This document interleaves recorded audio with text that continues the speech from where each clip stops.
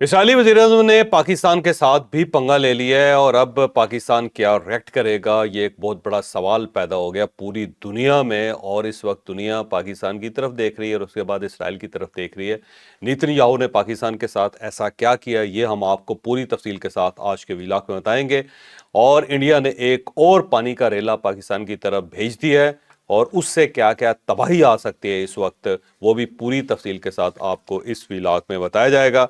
और इसके साथ साथ एमनेस्टी इंटरनेशनल ने पाकिस्तान के ऊपर इल्ज़ाम लगा दिया है कि पाकिस्तान के सरकारी इदारों ने 40 लाख लोगों का डाटा बाकायदा जमा किए, उनके फ़ोन टैप किए हैं और उनकी नकलो हरकत के ऊपर नज़र रखी है। ये कौन से 40 लाख लोग हैं जिनके ऊपर इस्टेब्लिशमेंट ने या फिर पाकिस्तानी अदारों ने फोकस किए रखा है, ये भी पूरी तफसील से आपको आज के व्लॉग में बताया जाएगा। और नेपाल की सूरत हाल क्या वाकई पाकिस्तान के ऊपर असरअंदाज हो सकती है, ये एक बहुत बड़ा सवाल है। इस सवाल का जवाब भी हम आपको आज के व्लॉग में देंगे। लेकिन व्लॉग की तरफ जाने से पहले मेरी आपसे रिक्वेस्ट है कि चैनल को सब्सक्राइब जरूर कीजिएगा और ये जो बेल आइकन है उसको जरूर प्रेस करें ताकि नोटिफिकेशन आपको मिलता रहे। और ये याद रखें कि अच्छी बात सदका जारिया होती है। अगर आपको ये व्लॉग अच्छा लगे तो किसी न किसी के साथ जरूर शेयर कीजिएगा। और हमने अपना कॉलम 0 पॉइंट अब ऑडियो फॉर्म में लॉन्च कर दिया, आप इस लिंक पे क्लिक करके अब हमारे कॉलम सुन भी सकते हैं। अस्सलाम वालेकुम नाजरीन, मैं हूं फर्रुख अब्बास न्यूट्रल भाई जावेद चौधरी। मैं नाजरीन, इस वक्त दुनिया में अगर कोई बदमाश रियासत मौजूद है तो वो है इजराइल। इजराइल ने एक तो हमला किया, और हमला कहां हुआ जी? उस मुल्क के ऊपर जो इत्तेहादी था, जो अलाय था अमेरिका का, कतर पे। और हमले के बाद ढिठाई की हालत यह है कि वो कहता है मैं दोबारा भी करूंगा।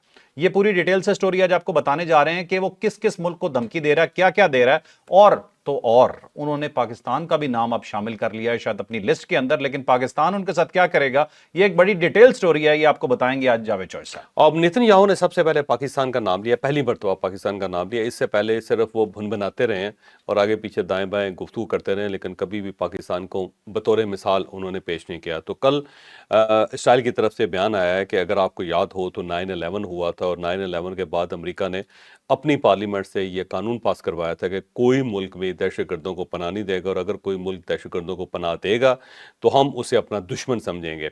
और साथ साथ उन्होंने अफगानिस्तान के ऊपर हमला किया, फिर पाकिस्तान के अंदर उसामा बिन लादेन छुपा हुआ था तो उसके ऊपर भी हमला किया। फिर नेतन्याहू ने ये कहा कि हमने भी इसी टाइप का एक हमला किया है कि हमारे जो दुश्मन जहाँ जहाँ छुपे हुए हैं हमने उनके ऊपर हमला किया। और ये कतर वो मुल्क है जो हमारे दुश्मनों को पनाह भी देता है, साथ साथ उनको माली मामनत भी देता है, साथ उनको खाना भी देता है, साथ उनको अपने पास रखता भी है। और साथ उन्होंने ये भी कहा कि कोई भी इस्लामी मुल्क अगर ऐसी हरकत करेगा तो फिर हम उसके ऊपर इस किस्म का हमला करेंगे। बल्कि उसने कहा, बल्कि मशवरा दिया पूरी इस्लामी दुनिया को कि आप इन लोगों को कटहरे में खड़ा करें और अगर आप कटहरे में खड़ा नहीं करते तो फिर हम तो सब कुछ करेंगे। तो पहली मरतबा पाकिस्तान का नाम आया सारे मामले में। इसका मतलब ये हुआ कि पाकिस्तान को वो बाकायदा फोकस करके बैठे हुए इसराइली। और ये बड़ी पुरानी बात है कि पाकिस्तान को हर वक्त ये महसूस होता था कि हमारा एक दुश्मन है जो बड़ा दूर बैठा हुआ है लेकिन वो हमारे ऊपर नजरें गाड़ के बैठा हुआ है। जो पाकिस्तान का न्यूक्लियर प्लांट था इसके ऊपर जब हम प्रोसेस के अंदर थे पाकिस्तान, तो उस वक्त कई मरतबा इसके ऊपर हमला हुआ। बल्कि एक मरतबा तो ये फैसला हुआ था कि इंडियन जहाज़ आएंगे और उनके साथ साथ इसराइली पायलट होंगे, इसराइली जहाज़ होंगे, इंडिया से फ्लाई करेंगे और कोहटा प्लांट जो तो उसके ऊपर हमला करना था। और यहाँ पे उन्होंने कुछ ऐसी डिवाइसेस भी लगा दी थी अपने एजेंट्स के ज़रिए जो उन जहाज़ों को बाकायदा मशवरा दे सकती थी या उनको सिग्नल दे सकती थी या उनकी गाइडेंस कर सकती थी कि यहाँ यहाँ ये एटमी प्लांट और एटमी प्लांट के आलात मौजूद हैं और आप इसके ऊपर लोकेशंस। हमला कर सकते हैं, लोकेशन जिसको कहते हैं। तो उस वक्त क्योंकि ये लोकेशन की डिवाइसेस बड़ी बाद में आई हैं, ये तो आपको पता होगा, लेकिन उस ज़माने में भी उन्होंने एक ऐसे सिस्टम इंट्रोड्यूस करवा दिए थे कि जो बाकायदा बता सकते हैं कि यहाँ इंस्टॉलेशंस हैं। तो उस वक्त भी पाकिस्तान को ये पता चल गया था और पाकिस्तान ने बाकायदा इंडिया को धमकी दी। और बल्कि सो फार सो उस वक्त अगर आपको याद हो जनरल ज़ियाउल हक साहब थे यहाँ पे, तो जनरल ज़ियाउल हक साहब राजीव गांधी से अचानक एक क्रिकेट का मैच हो रहा था तो वो उन्होंने जहाज़ लिया और यहाँ से इंडिया चले गए और इंडिया जाके राजीव गांधी से मिले और राजीव गांधी के साथ उन्होंने मैच देखा। फिर उनसे कहा चलें वॉक करते हैं। वॉक करते हुए थोड़ा दूर ले जाके उनको ये बताया कि देखो इस्लामी दुनिया बहुत बड़ी है और हम 1 करोड़ से ज़्यादा लोग मौजूद हैं इस वक्त। तो आप अगर हमारे ऊपर न्यूक्लियर हमला करते भी हो तो हमारे 10-12 करोड़ बंदे मर जाएंगे, लेकिन आलम इस्लाम फिर भी ज़िंदा रहेगा और उसको कोई नुकसान नहीं पहुंचेगा।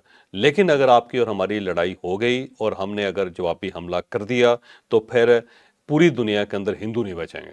تو اب تم نے ایک ہی ملک ہے، تو اب تم فیصلہ کر لو کہ تم نے ہندوؤں کو بچانا ہے یا پھر تم نے ہمارے ساتھ پنگا لینا ہے۔ اور وہ اس وقت جو لوگ موجود تھے انہوں نے دیکھا کہ بڑی دور کھڑے ہوئے بھی جو راجیو گاندھی تھا اس کی ٹنڈ سے اس کے ماتھے سے پسینہ نکلا، اور وہ بہت ڈسٹرب تھا، اور فوری طور پر اس نے اپنی فوجوں کو واپس، کیونکہ اس سے پہلے وہ باقاعدہ ایک ایکسرسائز انہوں نے سٹارٹ کر دی تھی، اور نیوکلیر ایکسرسائز تھی کہ پاکستان کے اوپر اٹیک بھی ہو سکتا ہے، اور پاکستان کے بارے میں پاکستان کو اس کے بارے میں بہت کچھ پتا تھا کہ انڈیا کیا سوچ رہا ہے اور اسرائیل کے ساتھ مل کے کیا سوچ رہا ہے۔ بلکہ اس زمانے میں یہاں پہ ایک لیٹن امریکہ کی ایک امبیسی تھی جو ایکٹیو تھی سارے کام میں، اور اس کے اندر جو اس کا امبیسڈر تھا وہ جوش تھا، اور اس نے بھی پاکستان کے اندر اپنا ایک پورا نیٹ ورک بنا رکھا تھا۔ بلکہ انہوں نے جو ایئر فورس کا ہمارا ایک پائلٹ تھا اور اکرم اوان اس کا نام تھا، اس کے ساتھ وہ چیلن ہوئے تھے اور وہ جیل کے اندر تھا، اور اس کے ساتھ معاملات کو سیٹل کیے ہوئے تھے، جسے میجر عامر نے پکڑا، جسے میجر عامر نے پکڑا تھا۔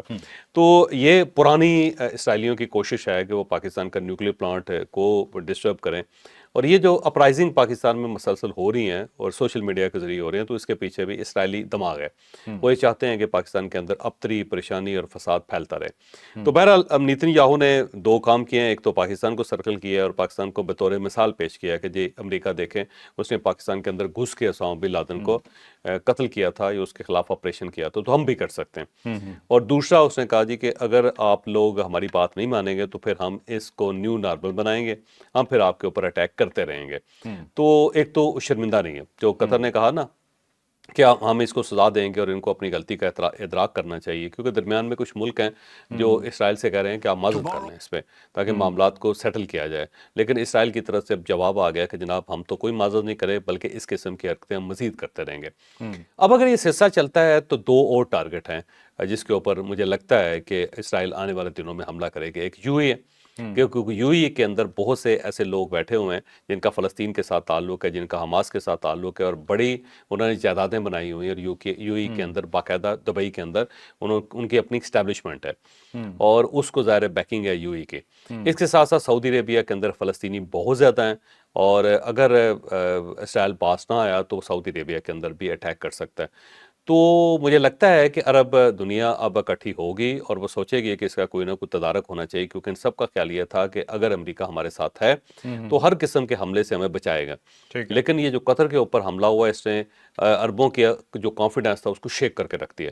سب کو پتہ چل گیا کہ امریکہ ہمارے ساتھ نہیں ہے، امریکہ ہمارے مخالف ہے، اور اگر اسرائیل کسی جگہ پہ ہمارے اوپر حملہ کرے گا تو امریکنز ان کو روکیں گے نہیں، نہ ہمیں انفارمیشن دیں گے کہ آپ کے اوپر حملہ ہو رہا ہے، کیونکہ یہ حملہ امریکیوں کی رضامندی کے بغیر ممکن ہی نہیں ہے، ہو ہی نہیں سکتا، کیونکہ اگر ظاہر ہے ان کے یہاں پہ اڈے موجود ہیں اور پھر اتنا زبردست قسم کا ان کا ویپن یہاں پہ موجود ہے، ویپن کا پوری ایک چین ہے، تو اس کے ہوتے ہوئے اسرائیل کیسے یہ حرکت کر سکتا ہے؟ اور امریکنز کو اگر یہ پتہ نہیں چلا اس کا تو پھر اس کا مطلب یہ ہے کہ امریکن ٹیکنالوجی کمپرومائز ہوگی۔ سینڈ کام کا ہیڈ کوارٹر ہے، الحدید کی ایئر بیس ہے، ان کی بہت بڑی فوج وہاں پہ بیٹھی ہوئی ہے۔ ایک چیز مجھے صاحب یہاں پہ بتا دیجیے گا ذرا، ایک ملک تھا جب پاک بھارت جنگ کے دوران اس نے پاکستان کو وارن کیا تھا کہ آپ جواب نہ دیں کیونکہ ہم ایک اور غزہ افورڈ نہیں کر سکتے، یہ بات سامنے آئی تھی، ٹھیک ہے، یہ کون سا ملک تھا؟ اب یہ عرب ملک تھے، یہ قطر تھا اور یو اے تھے، دونوں ملک تھے جنہوں نے پاکستان کو باز کرنے کی کوشش کی تھی، اور اس وقت انہوں نے کہا کہ معاملات کو سیٹل کریں، اور اس وقت جو پاکستان بڑا حیران ہوا کہ جو ہمارے برادر اسلامی ملک ہیں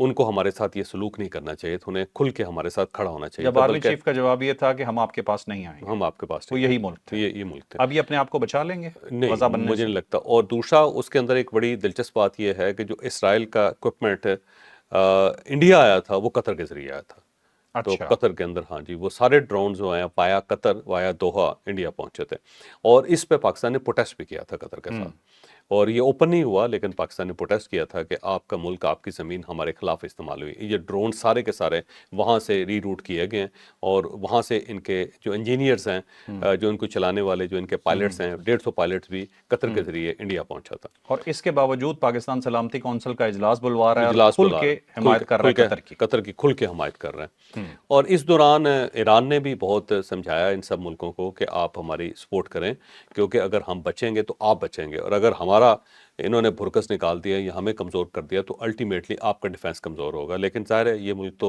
ہوا کے گھوڑے پہ بیٹھے ہوتے ہیں. سب کا خیال تھا کہ امریکہ ہمارے ساتھ ہے اور اسرائیل ہمارے ساتھ کسی قسم کی زیادتی نہیں کرے گا، لیکن اب یہ کھل کے سامنے آ گیا. اور یہ معاملہ صرف یہاں تک نہیں روک رہا ہے، جس طرح یمن کے اوپر دوبارہ اس نے اٹیک شروع کر دیے ہیں اور بڑی تباہی پھیلا رہا ہے. تو مجھے لگتا ہے کہ یہ یہاں تک معاملہ نہیں چلے گا. نیتن یاہو کیونکہ خود ان پاپولر ہو گیا بہت زیادہ اسرائیل کے اندر، تو وہ اپنی پاپولیرٹی گین کرنے کے لیے مودی اسٹائل پہ چلا گیا. جو مودی نے محسوس یہ کیا کہ میں تھوڑا سا ویک ہو گیا تو اس نے پاکستان کے اوپر حملہ کر دیا. تو اب وہ نیو نارمل کی طرف بڑھ رہا ہے اور یہ انیکسس ہے جس کے اندر امریکہ ان کے ساتھ شامل ہے. اور ایسا نہیں ہو سکتا کہ ڈونلڈ ٹرمپ شامل نہ ہو کہ اور اس کے بغیر ہی یہ سارا کوئی کام ہو جائے. تو یہ مجھے نہیں لگتا. اب آنے والے دنوں میں دیکھتے ہیں کہ کیا صورتحال نکلتی ہے ویسے ایک صورتحال خطرناک، اور عرب خاصے پریشان ہے اس بات پہ. تو صاحب اگر عرب اٹھ کے چائنا اور رشیا کی طرف چلے گئے امریکہ کی ان حرکتوں کی وجہ سے، یہ اسرائیل کی ابھی نہیں جائیں، ابھی نہیں نہیں جائیں گے. اس کی بنیادی وجہ یہ ہے کہ جو عربوں کی انویسٹمنٹ ہے وہ ساری ویسٹ کے اندر ہے. شانزلیزے کی جو میکسیمم بلڈنگز ہیں 90% بلڈنگز ہیں وہ عربوں کی ملکیت ہیں. اس کے ساتھ ساتھ آپ انگلینڈ میں چلے جائیں تو انگلینڈ میں جو ہائی پرائس پراپرٹیز ہیں وہ ساری کی ساری عربوں کی ہیں. امریکہ کے اندر ان کی بہت زیادہ انویسٹمنٹ ہے. تو یہ انویسٹمنٹ ان کو روک رہی ہے کہ ہم نے چائنا کی طرف نہیں جانا، کیونکہ اگر یہ چائنا کی طرف چلے گئے تو ان کی ساری پراپرٹی، ان کے جو اکاؤنٹس ہیں وہ سیز کر لیں گے امریکنز اور یورپین. تو ان کو فائنینشیل لاس بہت زیادہ ہوگا. پھر دوسرا، جتنا اکوپمنٹ عربوں کے پاس ہے وہ سارے کا سارا امریکن ہے، وہ چائنیز نہیں ہے، اور اس کو ریپلیس کرنا اتنی جلدی ممکن نہیں ہوگا. تو سر دست نہیں جائیں گے. دوسرا، ان کو پتہ ہے کہ اگر امریکہ ہمارے ساتھ ہے تو ہماری بادشاہ چل رہی ہے. جس دن ہم سائڈ پہ ہوں گے تو فوری طور پہ ایک عرب سپرنگ جو ہے ان ملکوں کے اندر بھی آ جائے گی. وہاں پہ بھی عام آدمی بولنا شروع کر دے گا اور اس کے بعد وہی سلوک ہوگا جو کرنل قذافی کے ساتھ ہوا تھا. تو یہ اپنے آپ کو بچانے کے لیے امریکہ کے ساتھ لٹکے رہیں گے، لیکن اس قسم کی بے عزتی پھر انہیں بار بار برداشت کرنی پڑے گی.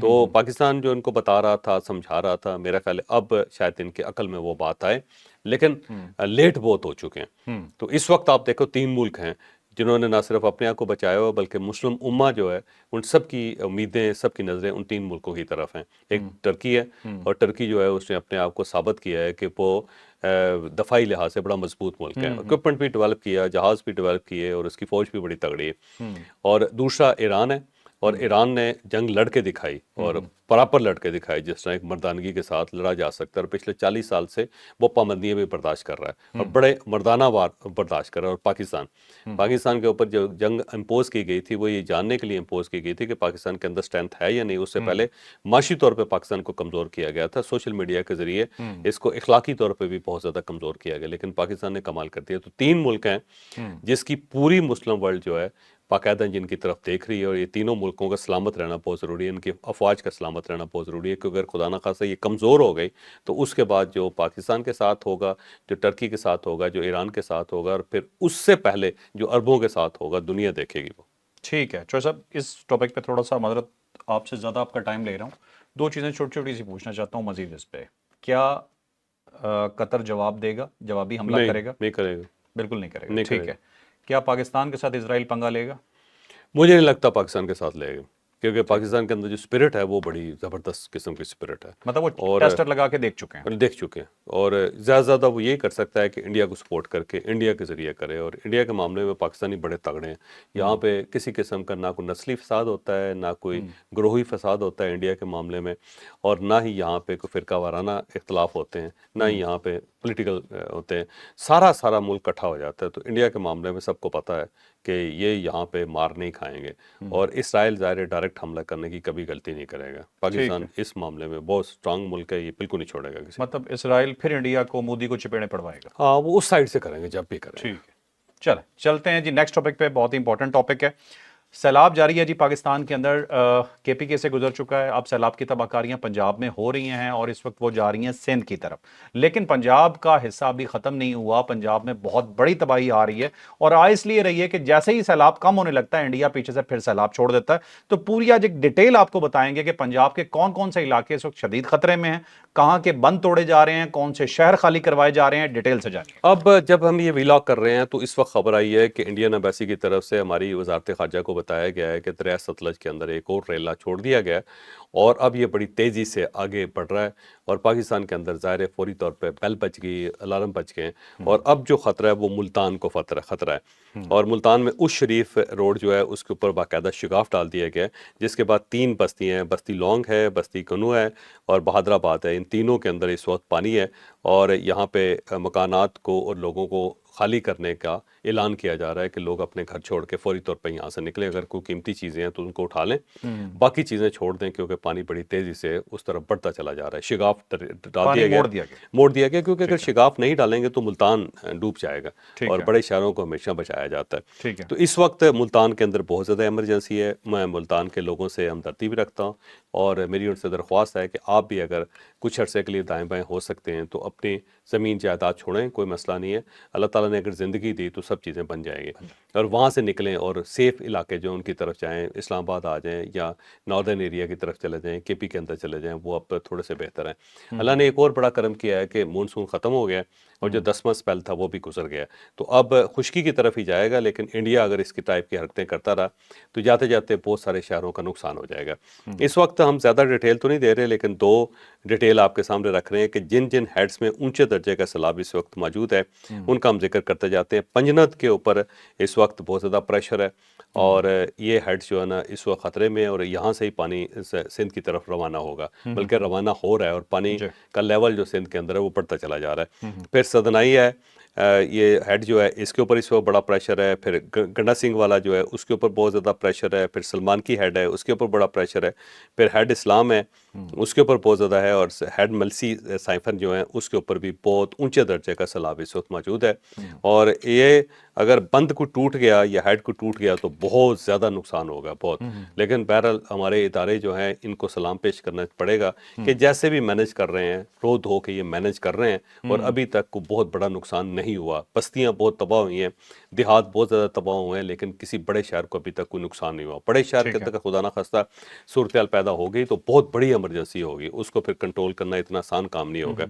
پھر درمیانے درجے کا جہاں جہاں سیلاب ہے وہاں گٹو براج ہے، اس کے اوپر درمیانے درجے کا سکھر براج ہے، پھر تریمو براج ہے، پھر بلوکی براج ہے، ان چاروں براجز کے اوپر اس وقت درمیانے درجے کا سیلاب ہے، لیکن پانی کا لیول یہاں پہ بھی بڑھتا چلا جا رہا ہے۔ بہرحال اگلے 1-1.5 دن کے اندر جو سندھ کی صورتحال ہوگی وہ تھوڑی سی خطرناک ہو جائے گی۔ پہلے سندھ کی صورتحال کچھ خراب ہوئی ہے لیکن ابھی بھی کنٹرولیبل ہے، اب آنے والے دنوں میں دیکھتے ہیں کہ کیا وہاں پہ صورتحال ہوتی ہے۔ بالکل ٹھیک ہے جی. نیکسٹ سٹوری میں کہوں گا جی آج کی سب سے امپورٹنٹ سٹوری یہ ہے، پاکستان پہ مختلف قسم کے اٹیکس کیے گئے، یہ ملٹری کے ذریعے بھی کیے گئے، یہ انٹرنیٹ کے تھرو بھی کیے گئے، یہ سیاسی طور پہ بھی کیے گئے، اور جب یہ احتجاج ناکام ہوتے ہوئے نظر آئے تو پھر اس طرح سے ہوا کہ انٹرنیشنلی خبریں جو ہیں چھپوانی شروع کروا دی گئی ہیں۔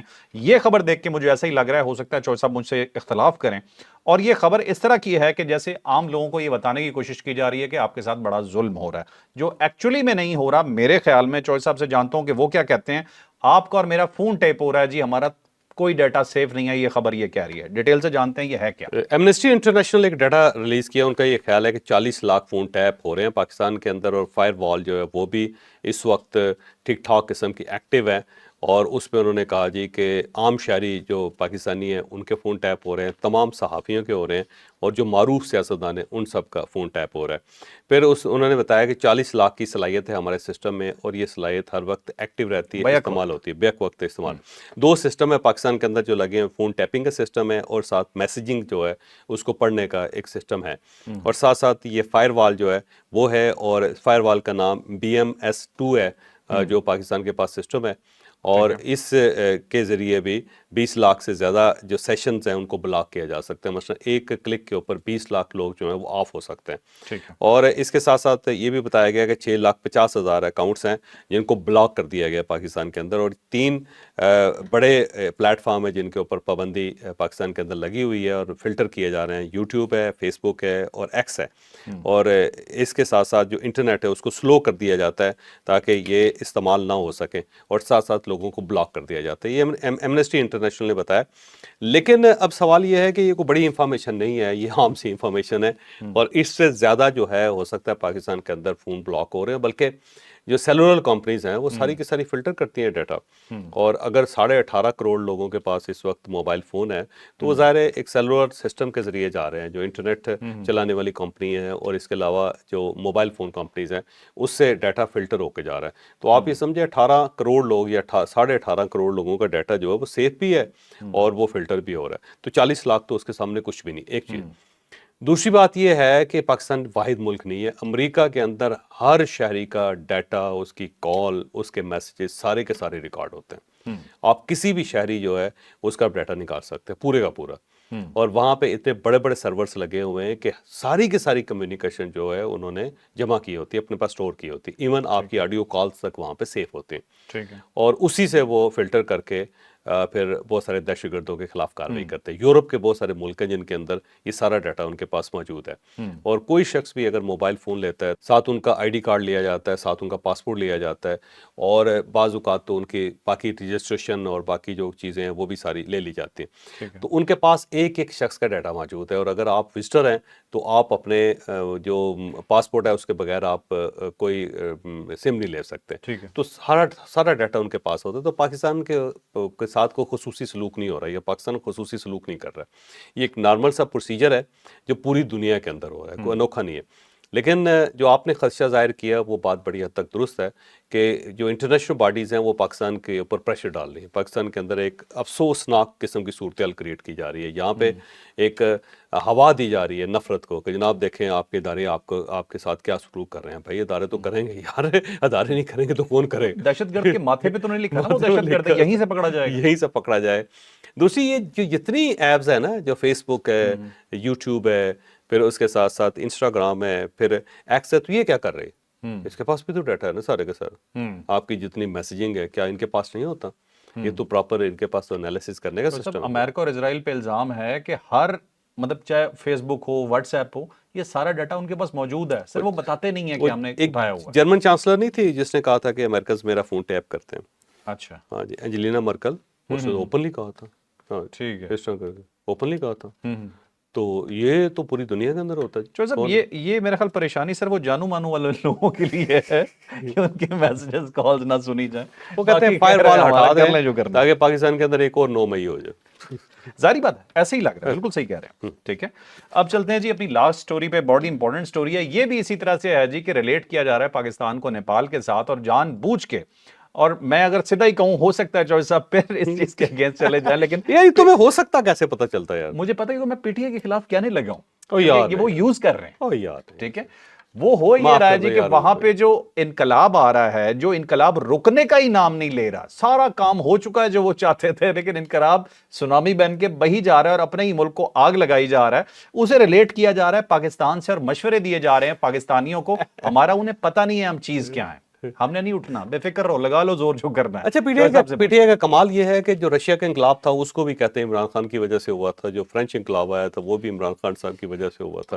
امام خمینی کو تو لے کے عمران خان صاحب آئے تھے. ان کی نا وہ ان کا جغرافیہ کے ساتھ ساتھ ہسٹری بھی بڑی کمزور ہے. یہ سارے جو انقلاب ہیں اس کو پاکستان اور عمران خان صاحب کے ساتھ ملا دیتے ہیں. شکر انہوں نے یہ نہیں کہا کہ عمران خان صاحب نے جیل سے کہا نیپال کے لوگوں کو باہر نکل آؤ اور تباہی پھیر دو اپنے ملک کے. تو بہرحال یہ جو بیک گراؤنڈ ہے اس کی یہی ہے کہ اس وقت 77 اضلاع ہیں نیپال کے، وہاں پہ بڑے مظاہرے ہو رہے ہیں، بہت خوفناک مظاہرے ہو رہے ہیں. اور یہ سوشل میڈیا کی بندش کے اوپر سٹارٹ ہوا تھا. یہ سوشل میڈیا ایک ایسی ہیروئن ہے، ایک ایسا نشہ ہے کہ جب یہ لوگوں کو لگ جاتا ہے تو پھر اسی طرح تڑپتے ہیں جس طرح ہیروئن کا نشہ ہوتا ہے.